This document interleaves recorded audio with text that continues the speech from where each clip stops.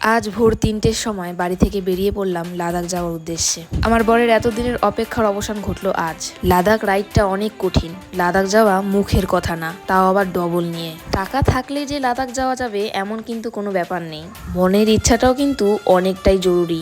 আমরা যখনই কোথাও ঘুরতে যাই আমার শাশুড়ি মা কিন্তু উঠে যায় সকাল সকাল, তাই আমার শাশুড়ি মাকে প্রণাম করে আমরা দুজনে মিলে বেরিয়ে পড়লাম বাড়ি থেকে।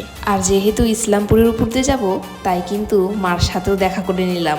মানে বাড়িতে যাইনি, মাকে বলেছিলাম বাইপাসে আসতে, মা কিন্তু চলে এসেছে।